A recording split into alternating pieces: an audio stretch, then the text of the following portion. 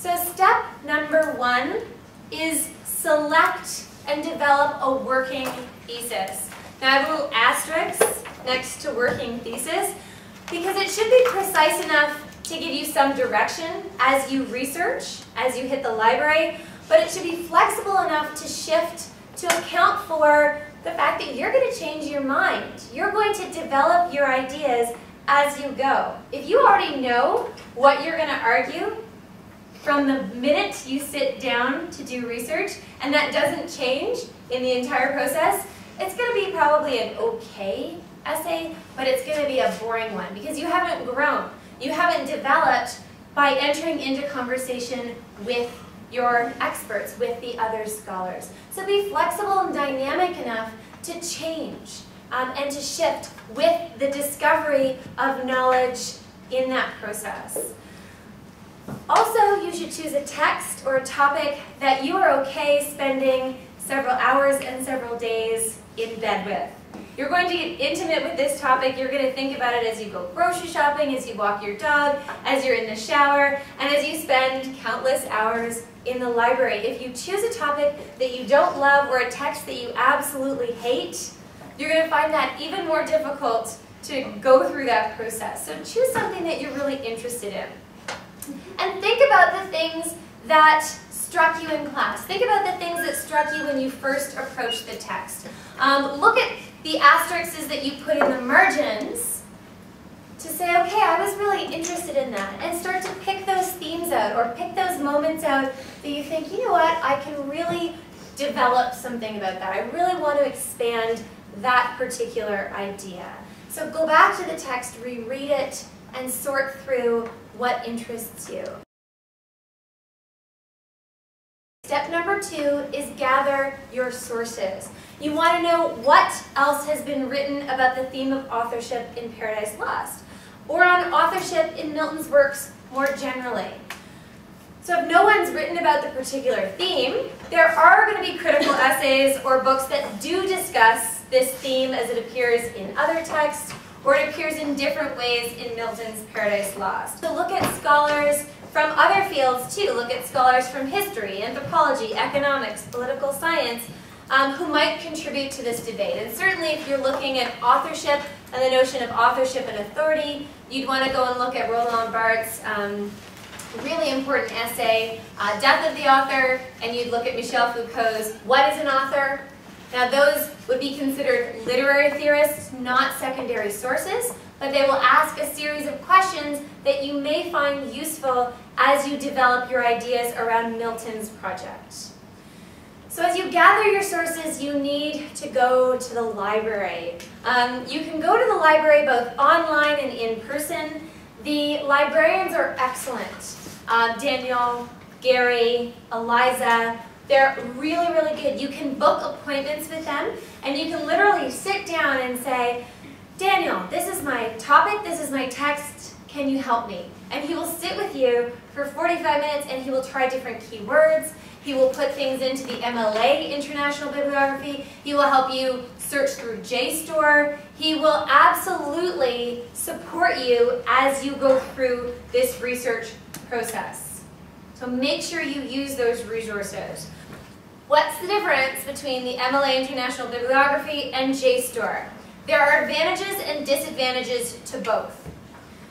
So JSTOR has fully searchable articles. All of the articles are online, downloadable, and you can search not just the keywords and the titles of the authors that they put in, but you can search the entire text. So you can find more information by doing that kind of searchable text.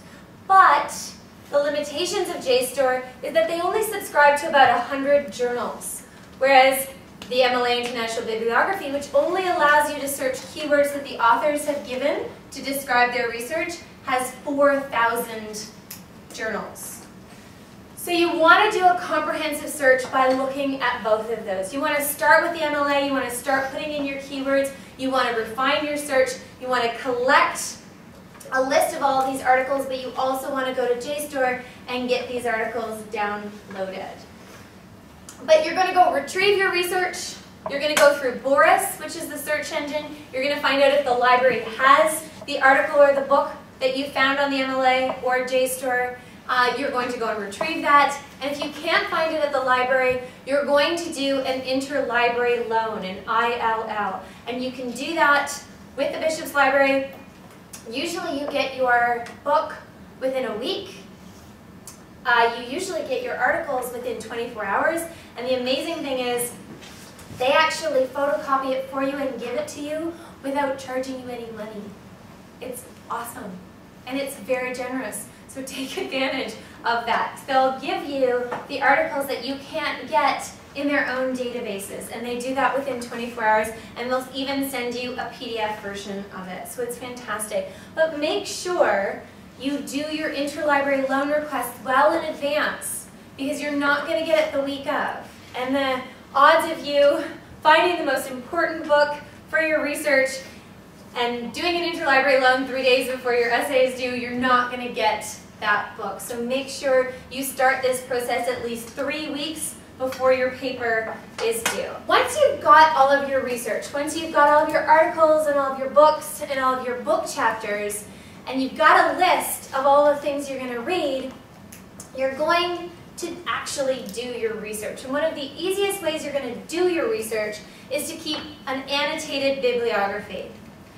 An annotated bibliography is just a bibliography that you're normally used to, but after every single entry, you summarize the argument of that particular article or chapter or section.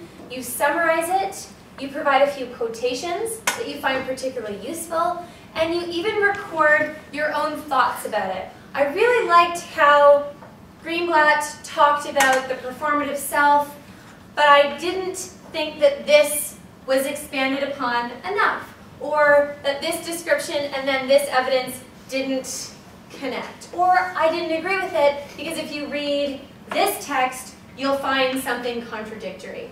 So you want to not just provide a summary and give these quotations that you'll probably use in your essay, but also your kind of response, your reception to these secondary sources. Identify where these scholars fit in the critical course. You'll find patterns. You'll notice that people start to agree in these various conversations.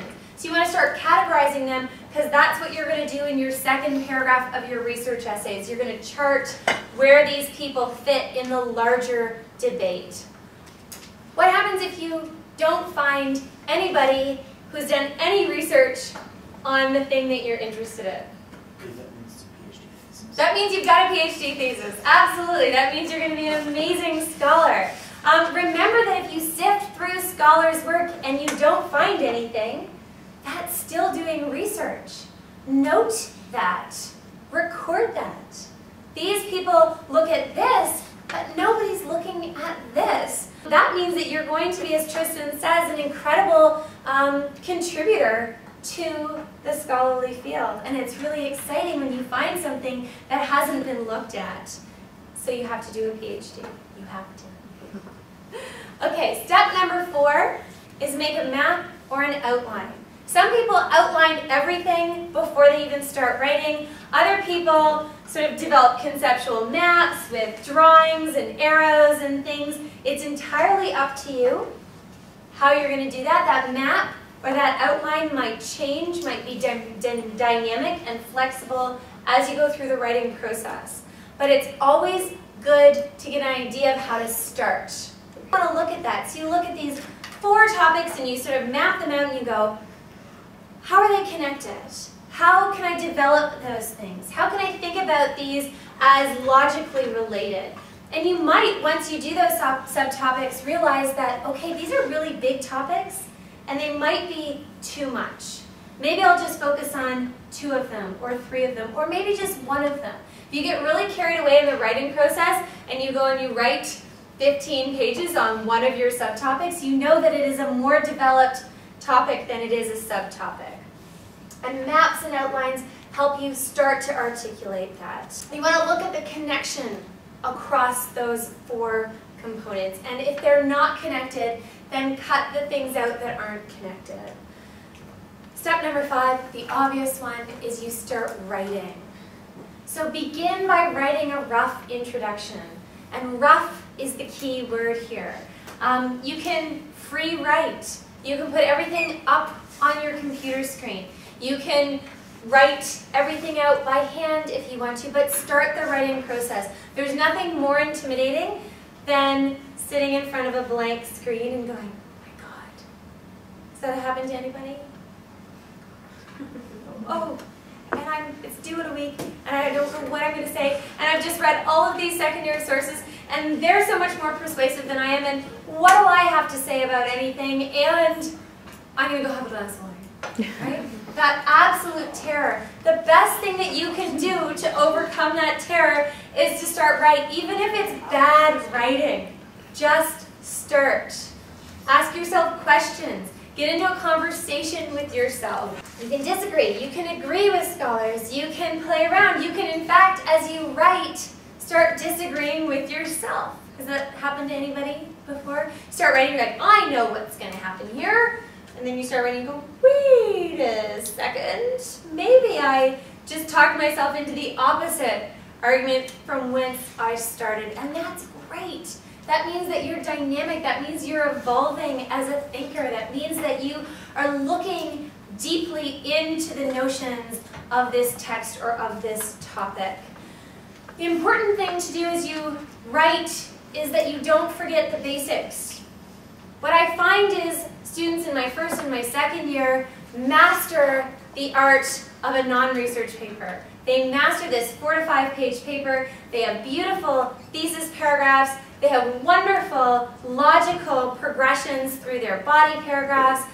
They have a great conclusion, and then as soon as they start writing their research paper, they forget all of those basics and go off on tangents and get completely confused.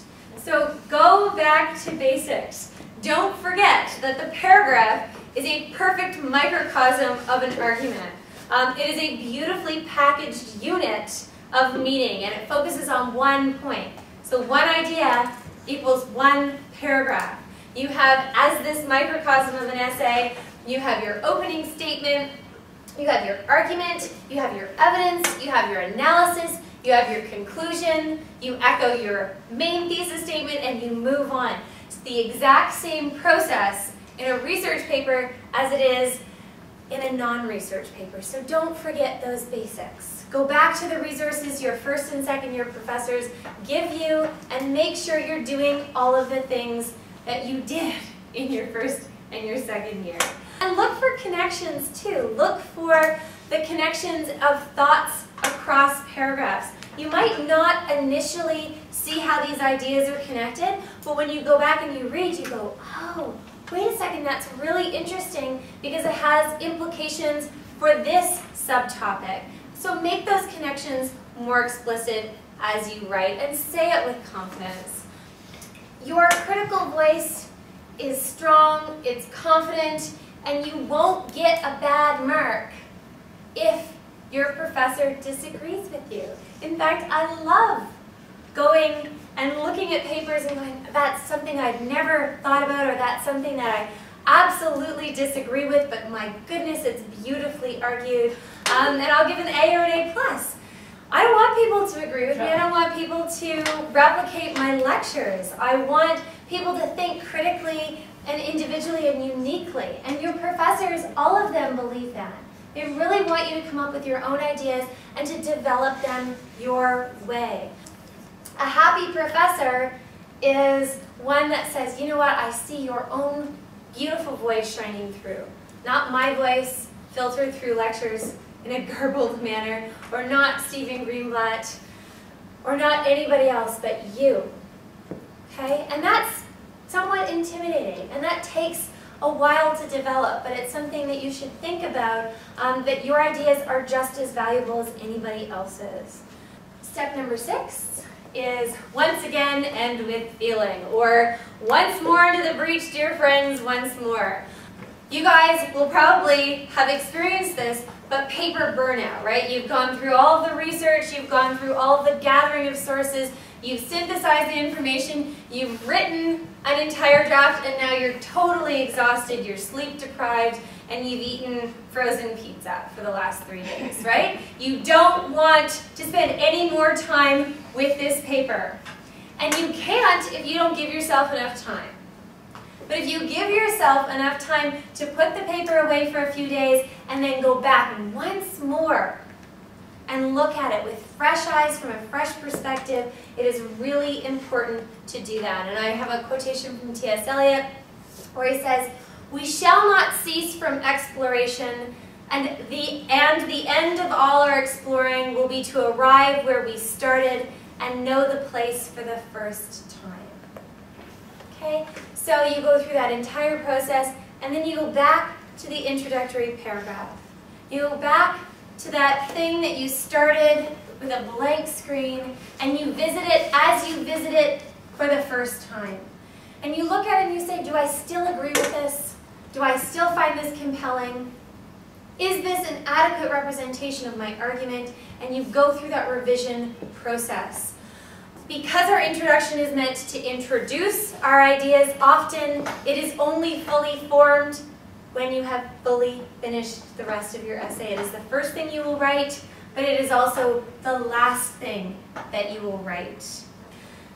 You will go through several revision drafts, ideally. You will go through one draft that looks at typos and syntax and grammar. You will go through one for format and periods and punctuation and MLA. You will go through one just for your topic sentences and whether they follow the idea of your paragraph. You will go through one for the ease of reading. You will go through one for the comprehension and the clarity of the argument. You will ideally go through 5 or 6 drafts. You have to edit like crazy, which is why it's the worst thing to do to put the research essay off until the week before it's due, because you don't have time to go through that process. That's where the real gold is in the revision process. That's where meaning comes out. And actually, I have a personal anecdote about that. When I wrote my PhD dissertation, I wrote the entire thing thinking that I was writing about one thing. And then when I finished an entire draft and I went back and I started revising it, I went, oh my gosh, what is really interesting about this is not what I started off writing about, but it's actually what I was writing about without realizing it. And so I went back and I reworked it entirely. I didn't have to rewrite it as much as I had to just reshuffle and revise and copy and paste and rework and draw out the really interesting implications that came through this process of writing for 2 years. So you're going to do that on a smaller scale, but you're going to look at it and sometimes realize that the most important or interesting thing that you were writing about isn't what you started with. So go back to the beginning, like T.S. Eliot says, and see it like you're seeing it for the first time.